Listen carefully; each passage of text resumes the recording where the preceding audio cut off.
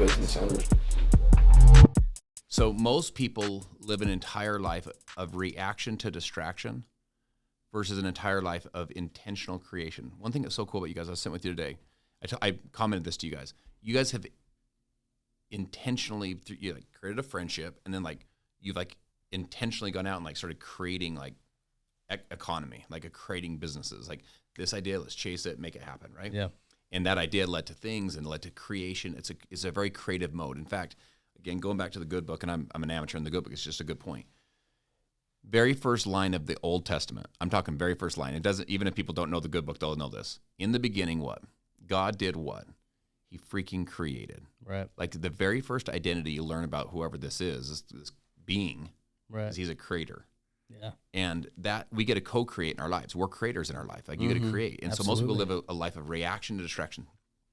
Phones, life, just react all day. That's the whole life. Versus intentionally creating your life. I've done a lot of work with John Maxwell.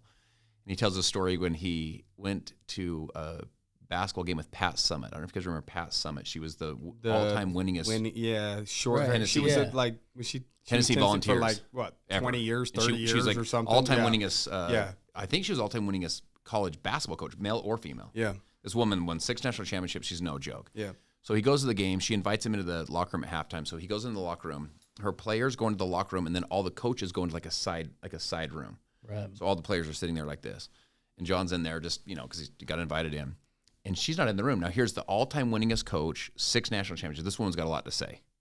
Not even in the room. The kids, the players, go up to a whiteboard like this, and they picked up a marker and answered 3 questions that were on the whiteboard. The questions were, what did we do right? What did we do wrong? Where do we need to change?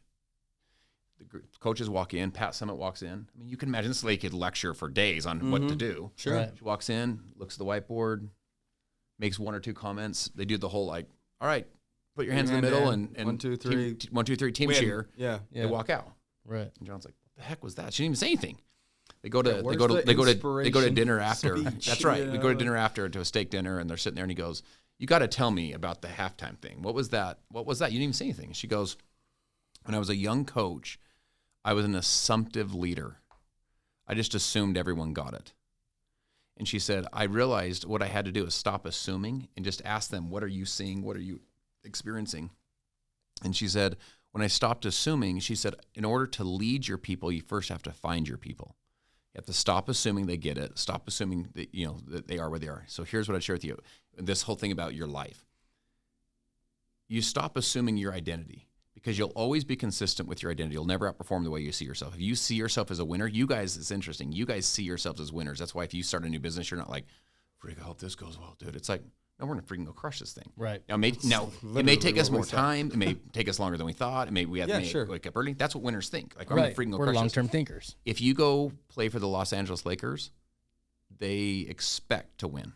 It's not like, man, I hope this year. If you go play for the Sacramento Kings, they're used to losing. It's okay to lose. If you lose, it's just, if you make the playoffs, they're like, wow, good for you. Yeah, they didn't expect it.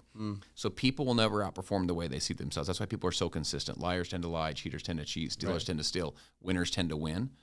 And what I'd share with you is updating your identity. I say to people, I say to my team, or I say to people I coach all the time, I'll say, listen, when was the last, the people will be like, this is how I am. Like, when was the last time you updated that?